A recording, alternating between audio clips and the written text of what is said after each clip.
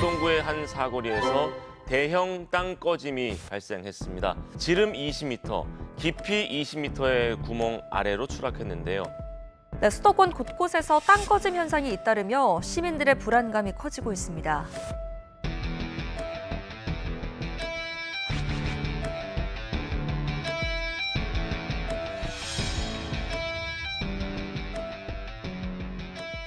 자, 제가 소개를 드리겠습니다.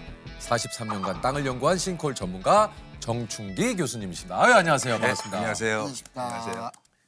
아니, 진짜 이게 교수님을 이제 저희가 싱크홀 전문가다 이렇게 좀 얘기를 드렸는데 어쨌든 이 땅 연구만 43년 하셨다는 얘기 아닙니까? 예. 야, 이건 진짜 뭐 전문가죠. 거의 한평생 땅에 대해서만 연구를 그렇죠. 하신 거라고 보셔도 되겠네요. 요 정도는 거의 뭐 반평생. 네, 이상이시니까. 반세기. 네, 성인이 된 다음부터는 땅만 보고 살았습니다. 이게 이제 싱크홀이 생기는 원인은 정말 뭐 다양할 것 같은데 주로 그 싱크홀은 어떻게 생기는 겁니까? 뭐 싱크홀이라는 게 이제 크게 구분하면 네. 자연적으로 지질학적인 원인에 의해서 발생하는 게 있고 그리고 인위적으로 그 우리가 지하 공간을 개발하다가 생겨나는 두 가지로 구분할 수가 있는데요. 우리나라에서 볼 수 있는 그 싱크홀 사고는 대도시에서 발생되는 저 현상입니다. 그러니까 상하수로 관로가 노후화돼서 어떤 중간중간에 구멍이나 결손된 부분이 있으면 그 부분으로 그 위에 있는 흙들이 그쪽으로 빠지게 됩니다. 흘러내리거나. 네, 빠지게 되면 이제 조금씩 공동이 빈 공간이 생기게 되거든요. 결국 너무 크게 확대되면 그다음에 무너지게 되는 거죠.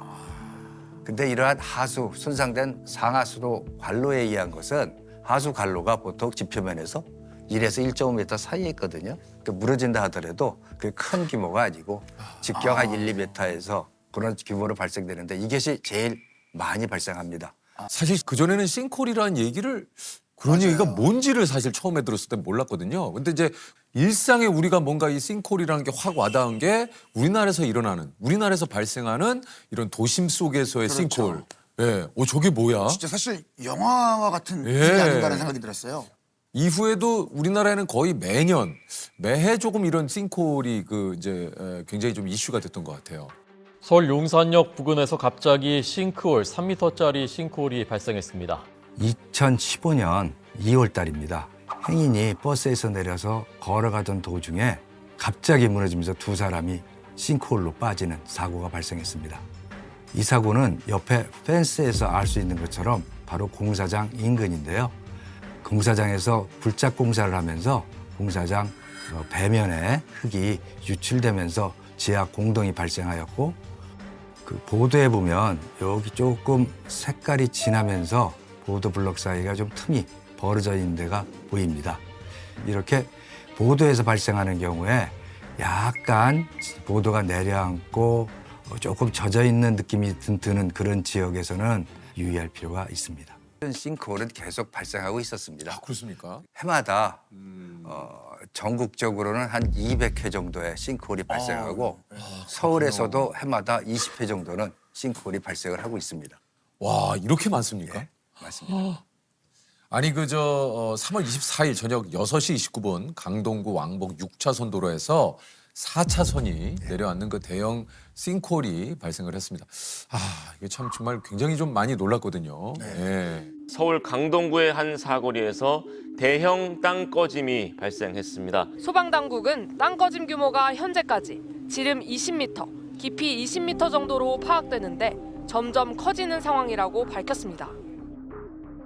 이게 뭐 직경이 20m에 굉장히 컸어요. 예. 깊이가 18m까지 가라앉았으니까 아마 우리나라에서 제일 큰 싱크홀이 아닌가 그렇게 생각이 듭니다.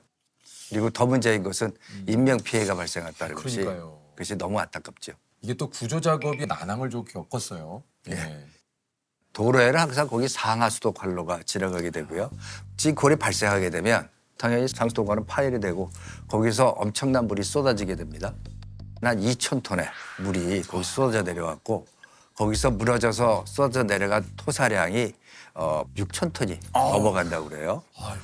근데 이게 물하고 흙하고 섞여버렸으니까 이거 완전히 진흙탕이 돼버렸잖아요. 그러니까 사람이 밟고서 내려갈 수도 없으니까 그 소방대원들이 내려가서 직접 화내가면서 작업을 해야 되니까 굉장히 당황을 했을 거예요. 이게 저 영상을 보면은 갑자기 이제 그 도로가 푹 꺼지면서 1분도 안 돼서 이제 추가로 막 이게 무너지더라고요. 예.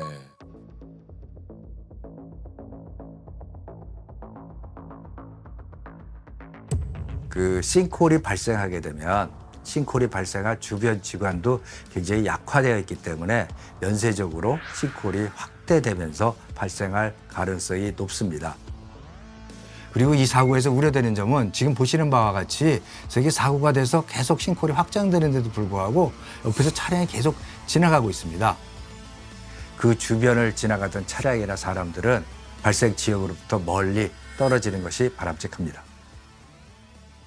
이번 사고에 좀 특별한 전조 증상 같은 건 혹시 없었습니까? 비슷한 규모의 사고가 5년 전에 구리에서도 마찬가지로 발생을 했었습니다.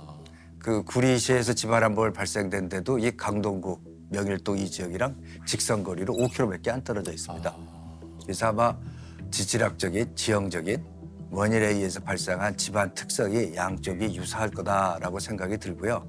그리고 또 하나는 두 구간 다 그 하부에 도로 하부에서 터널 공사를 하고 있었고요. 하필 터널 막장이라고 그러죠. 제일 끝단. 네네. 그 끝단이 제일 위험하거든요. 그런데 그 끝단 있는 데서 양쪽 다 무너졌습니다. 일상에서 사실 우리가 이제 싱크홀을 어떻게 하면 좀 조심할 수 있을까? 사실 이런 싱크홀의 전조 증상이라든가 이런 걸 알아내기가 그렇죠. 참 힘들잖아요. 이거 방법이 없을까요?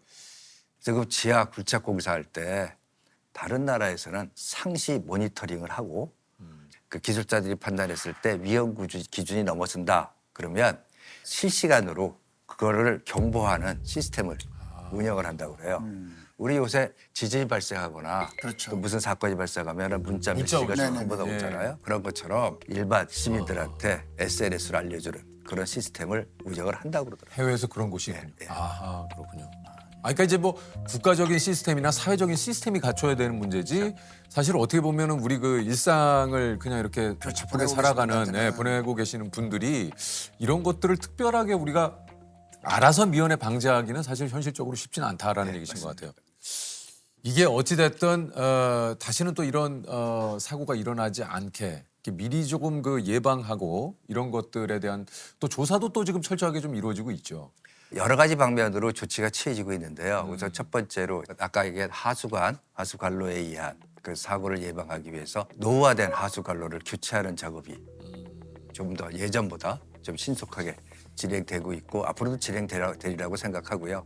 두 번째로는 이미 손상된 하수관에서 지하에 공동이 발생했다면 그것을 찾는 작업을 해야 됩니다. 그래서 그 레이더를 이용한 탐사 기법을 이용해서 땅 속에 있는 공동을 찾는 작업을 하고 그게 발견이 되면 하수관을 교체하고 대부하는 그런 작업도 하고요.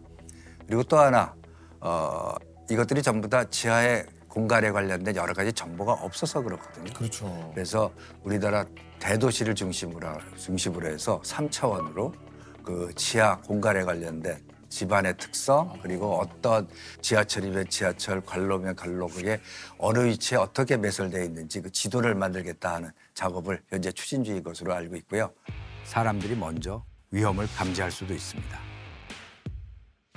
옆에 공사나 그런 거 할 때 보도블럭이 살짝 내려앉거나 좀 젖을 흔적이 있으면 그리고 차량을 운전하다가 심하게 쿨렁쿨렁거린다 하는 것은 그런 싱크홀의 발생 가능성이 있으니까 유의해야 되고 올해 그 여름철 그 장기 예보에 기상청의 장기 예보에 따르면 강우량도 많고 호우의 집중호우의 빈도수도 높아진다고 합니다.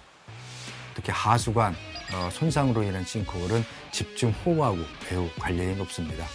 올 여름부터도 이러한 싱크홀 발생에 대해서 우리가 조금 더 경각심을 갖고 미리 준비를 해야 됩니다.